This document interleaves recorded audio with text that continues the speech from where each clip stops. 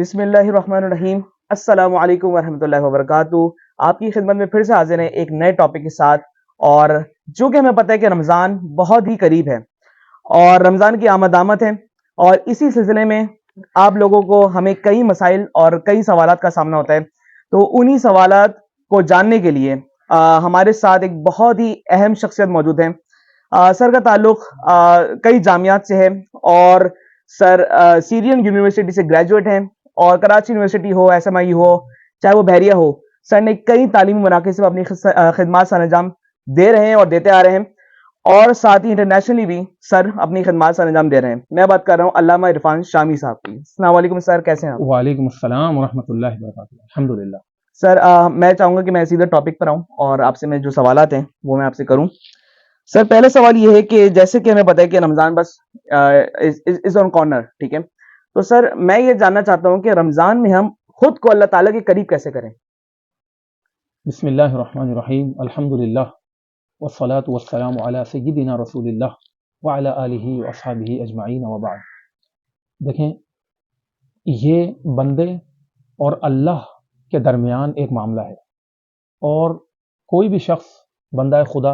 اور رب العالمین کے ساتھ اس کا ایک تعلق ہوتا ہے، کیونکہ بے شک وہ رب ہمارا خالق ہے، اسی نے ہمیں پیدا کیا ہے۔ تو جب بندہ اپنے خالق کی طرف جو ہے نظر کرتا ہے اور اس بات میں سوچ و بچار کرتا ہے کہ مجھے پیدا کرنے والی ذات میرے رب کی ہے، اور اسی رب العالمین نے جب مجھے حکم دیا کہ یہ وہ مبارک مہینہ ہے کہ پچھلی امتوں میں بھی روزے فرض تھے، اور یہ جو ماہ رمضان ہے اس کے روزے جب امت اسلامیہ پر فرض کیے گئے، تو اس کے بارے میں اللہ رب العالمین نے فرمایا کہ شہر رمضان الذی انزل فیہ القرآن، کہ رمضان کا یہ وہ بابرکت مہینہ ہے جس میں رب العالمین نے اپنی مبارک کتاب قرآن کو نازل کیا۔ تو بندہ اپنے خالق کی جانب توجہ کرے، اور جس طرح ہم دنیاوی شہوات اور لذات کے اندر ڈوب جاتے ہیں اور گناہوں میں غرق ہو جاتے ہیں، اور ہر دوسرا شخص آج دیکھ لیں کہ سوشل میڈیا اور دیگر جتنے بھی یہ چینلز ہیں اس میں ہم اپنی فضول یا تو وقت کو برباد کر رہے ہیں، اور یا پھر جو ہے وہ آپ کو پتہ ہے کہ بیکار چیزوں کے اندر وقت کو ضائع کیا جا رہا ہے۔ تو لہٰذا جس طرح ہم جب دنیا کے لیے اس طرح اتنے زیادہ شوق کے ساتھ کہ گھنٹوں گھنٹوں کوئی پروگرام ہو، چاہے وہ پلان چل رہے ہوں، چاہے وہ دیگر ایکٹیویٹیز ہوں، یا معاذ اللہ فلمیں ہوں، دیگر ایسی چیزیں ہوں کہ جس سے اللہ منع کرتا ہے، اس میں بندہ کیسے غرق رہتا ہے۔ تو جب بندہ اپنے نفس کی ان خواہشات سے نکلنے کی کوشش کرتا ہے اور وہ خود تبدیل ہونا چاہتا ہے اندر سے، تو یقیناً رب العالمین کی اس کو مدد حاصل ہوتی ہے، اور جب وہ یہ ارادہ کرتا ہے کہ بے شک یہ وہ مبارک مہینہ ہے کہ جس کا ذکر مالک نے اپنی کتاب میں کیا، رب العالمین نے اس کی فضیلت کو بیان کیا، اللہ نے اپنے مبارک کلام کو اس جو ہے ماہ میں نازل کیا، اور اس میں وہ شب قدر ہے جو 1000 مہینوں سے بہتر ہے، تو خود بخود ایک جو ہے اپنے آپ کو جو ہے اللہ کی طرف لو لگنی شروع ہو جاتی ہے انسان کی، بندے کی،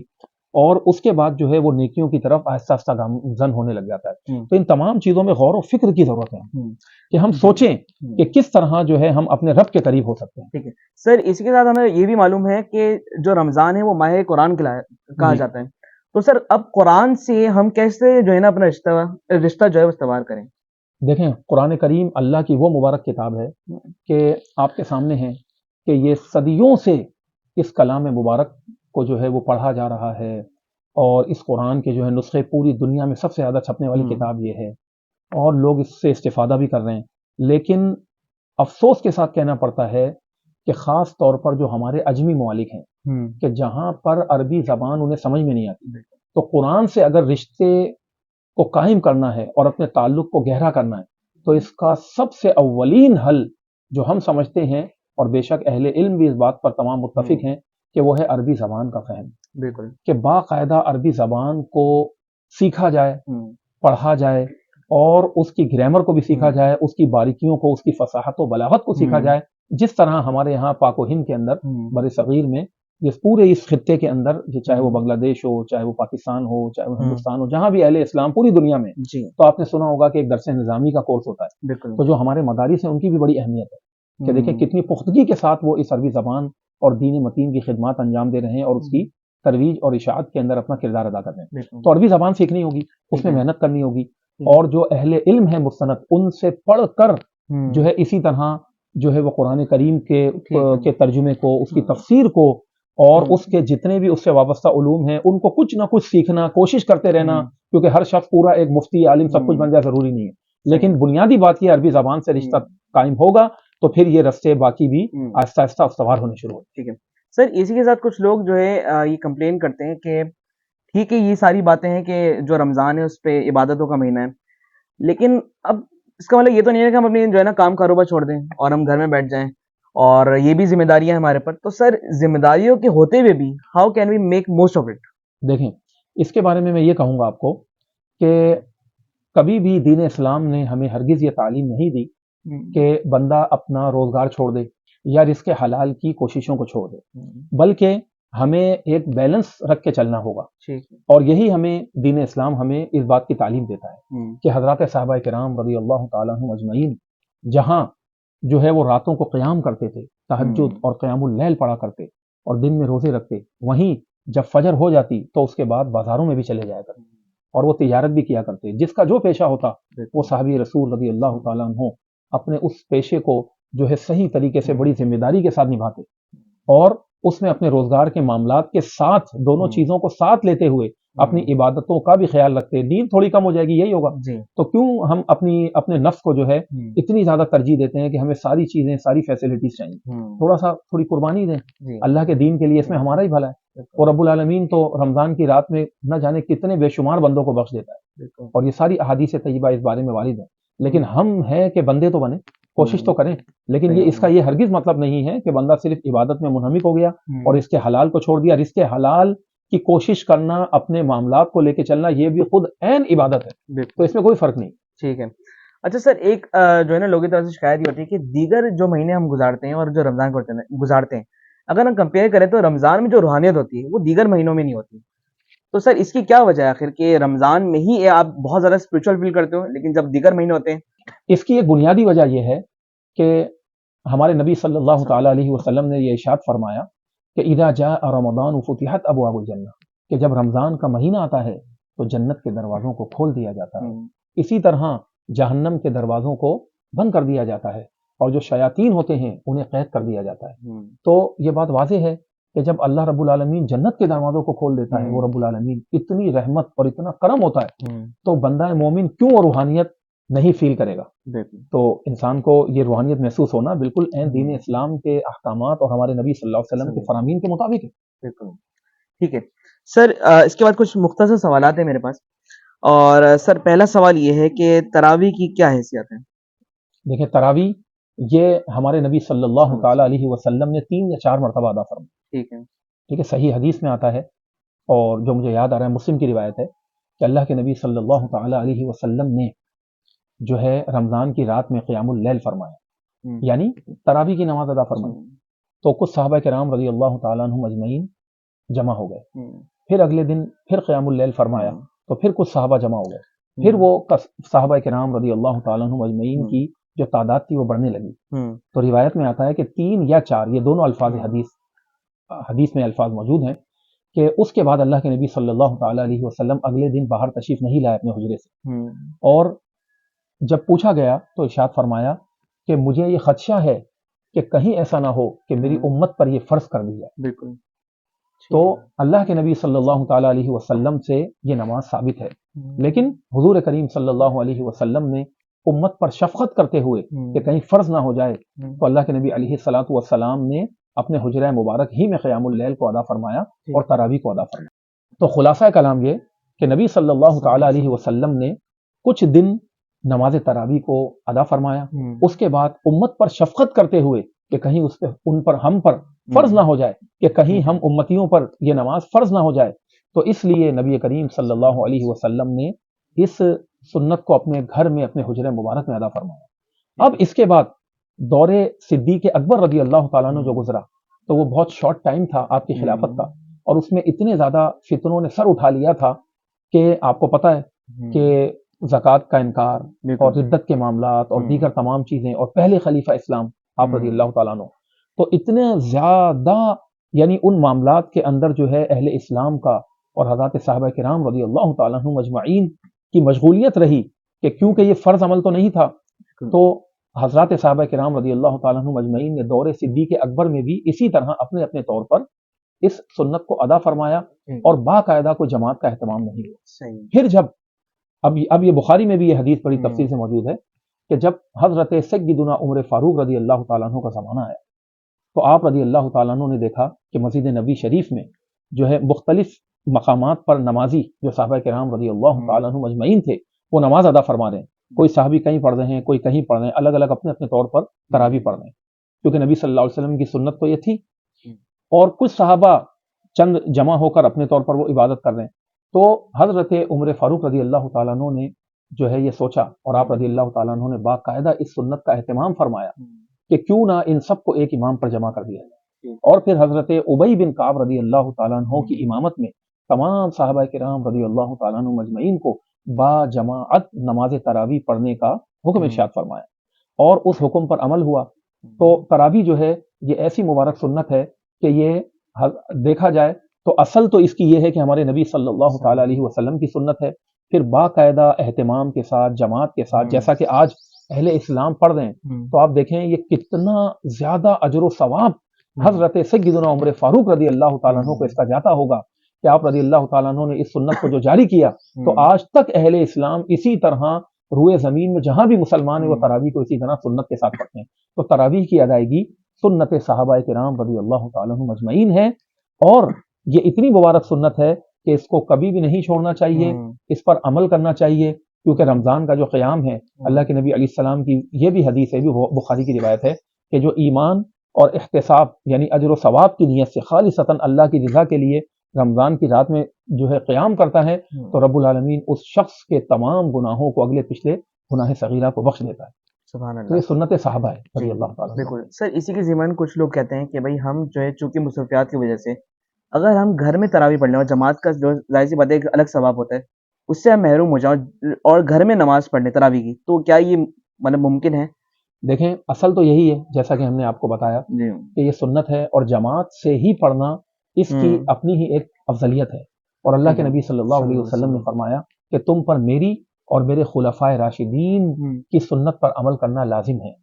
تو حضرت سیدنا عمر فاروق رضی اللہ تعالیٰ عنہ بھی خلیفہ ثانی ہیں. تو آپ اور پھر تمام صحابہ کا اتفاق ہونا اور کسی بھی صحابی رسول کا اس عمل کو منع نہ کرنا, سب کا متفق ہو کر جماعت سے پڑھنا, تو اصل افضلیت اور ثواب اسی میں. لیکن اگر بندہ ہے کسی مجبوری کی وجہ سے کوئی ایسا معاملہ ہو گیا, بسا اوقات ایسا ہو جاتا ہے کہ انسان سے چھوٹ جاتی ہے تراویح, تو پھر وہ اپنے گھر میں لازمی ادا کر لے تاکہ اس سنت پر کسی نہ کسی طرح عمل ہو جائے. سر ایک سوال اور ہے کہ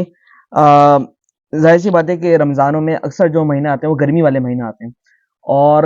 کچھ لوگ کہتے ہیں کہ شدید بھوک لگنے کی وجہ سے جو ہے نا آپ روزہ توڑ سکتے ہو.